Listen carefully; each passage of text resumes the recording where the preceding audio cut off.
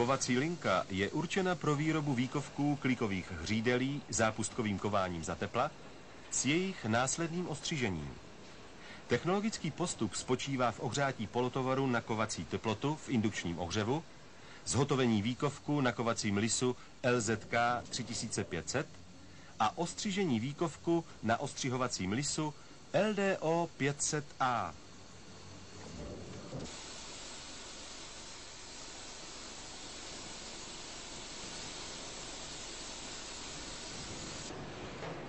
Oba tvářecí stroje tvoří nosnou část technologie kovací linky.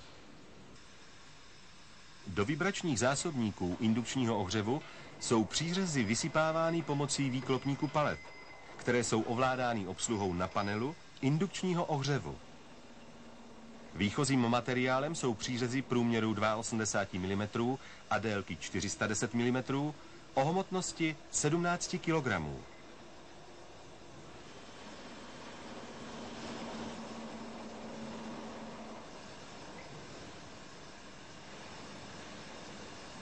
Orientované přířezy jsou vstupním dopravníkem ohřevu dopravovány do kleštinového podavače a dále do induktoru, kde se na kovací teplotu 1250 stupňů Celsia ohřívá současně 7 kusů.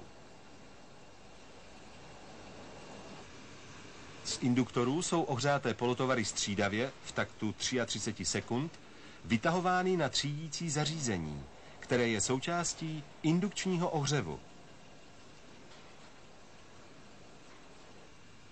V induktoru se pomocí pyrometrů měří teplota, která je vyhodnocena řídícím systémem indukčního ohřevu. Polotovar, který je mimo rozsah kovací teploty, je na třídiči indukčního ohřevu vyřazen. Polotovar se správnou kovací teplotou je dopraven dopravníkem třídícího zařízení na válečkový gravitační dopravník, po kterém sklouzne na vychystávací místo pro odebrání prvním robotem. V tomto místě je teplota polotovaru opět měřena pyrometrem. Start robotu je odvozen od impulzu čidla na základě přítomnosti polotovaru ve vychystávacím místě. Polotovar se správnou teplotou je robotem zanesen do pracovního prostoru kovacího lisu. Svislý kovací lis LZK 3500 je výrazně modernizovaný kovací lis LZK 3150B s kompletní generální opravou a konstrukčními změnami pro zajištění zvýšené tvářecí síly. Spojka a brzda lisu mají použité bezazbestové obložení. Pneumatický systém splňuje současné bezpečnostní normy. Přestavování a uvolňování beranu je hydraulické. Oba vyhazovače lisu jsou pneumatické. Lis je řízen řídícím systémem Simatic řady S7 a je vybaven dvoukanálovým elektronickým siloměrem. Nástroje jsou upnuty hydraulickým kazetovým upínačem QLZK. Tento typ upínače umožňuje rychlou výměnu kovacích nástrojů. Robot přenese výkovek na překládací místo. V tomto místě je teplota polotovaru opět měřena pyrometrem.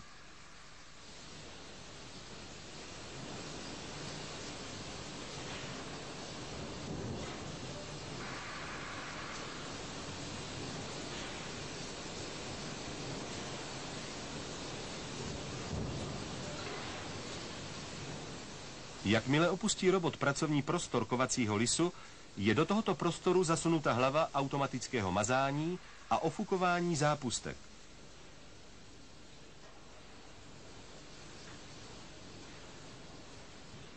Mazací směs je připravována v samostatném agregátu.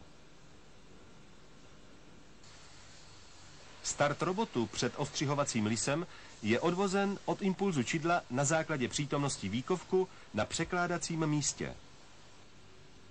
Ostřihovací lis LDO 500A je výrazně modernizovaný. Spojka a brzda lisu má bezazbestové obložení, pneumatický systém splňuje současné bezpečnostní normy. Přestavování beranu je motorické s elektronickým odměřováním. Je plně automatické, řízené řídícím systémem stroje s možností předvolby najetí na požadovanou sevřenou výšku nástroje. Spodní vyhazovač lisu je hydraulický.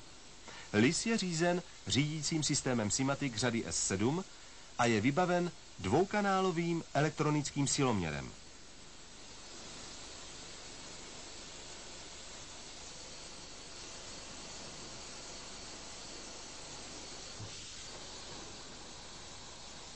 Po ostřižení je 13,5 kg těžký výkovek robotem přemístěn k řetězovému dopravníku a zavěšen do držáku. Výronek je uvolněn nad skluzem do palety a robot se vrací do výchozí polohy.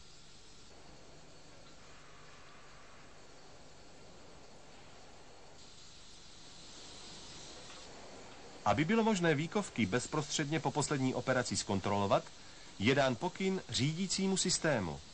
Jeden, po případě více výkovků, není zavěšeno na řetězový dopravník, ale jsou uloženy na skluz, odkud jej může obsluha odebrat ke kontrole. Řetězový dopravník se pohybuje v krocích v požadovaném čase. Na konci pracovního kroku je další prázdný držák ustaven v poloze navěšování dalšího výkovku. Navěšené výkovky jsou přesouvány před ventilátory řízeného dochlazování. Dále jsou výkovky dopravovány do tunelu, kde dojde k prudkému ochlazení výkovku. Po otryskání výkovku následuje kontrola na defektoskopu a měření tvrdosti.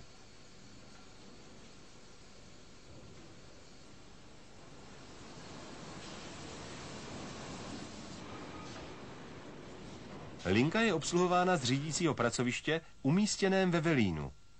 Pro řízení je použit řídící systém SIMATIC řady S7 s pružnou vazbou, reagující na plynulé i skokové změny taktu linky. Takt linky je určen taktem indukčního ohřevu.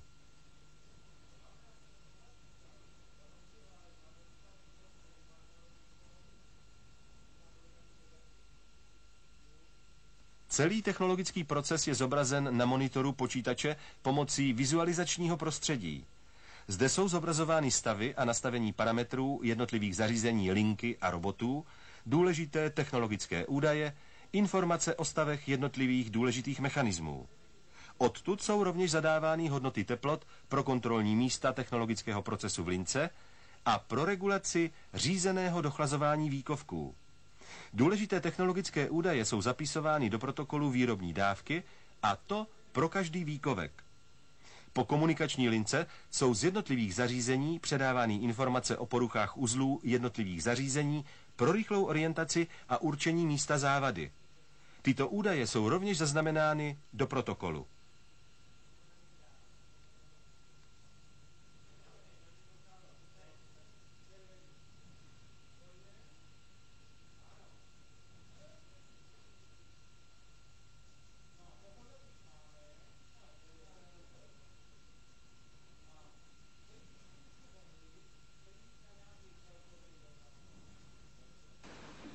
Veškeré elektrické rozvaděče společně s řídícím pracovištěm jsou umístěny na ocelové konstrukci nad podlahou kovárny.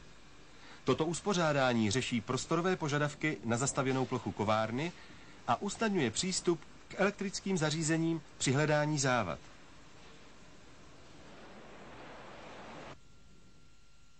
Pracovní prostor ostřihovacího lisu, místo zavěšení na řetězový dopravník a místo svěšování výkovků jsou osazeny stacionárními černobílými průmyslovými televizními kamerami. Pracovní prostor kovacího lisu je osazen černobílou průmyslovou televizní kamerou s dálkovým řízením pro přehlédnutí celého robotizovaného pracoviště.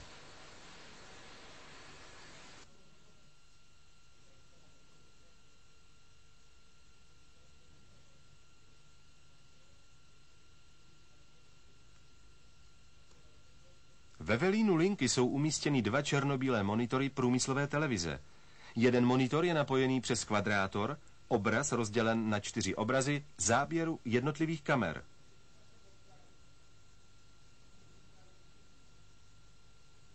Druhý monitor slouží pro volbu přepnutí detailního záběru ze zvolené kamery. Veškerou elektrovýzbroj a řízení linky zajišťovala firma Elektrosochor Šmeral Group. Celá kovací linka byla uvedena do provozu pracovníky Šmeral Brno, akciová společnost, v roce 1997.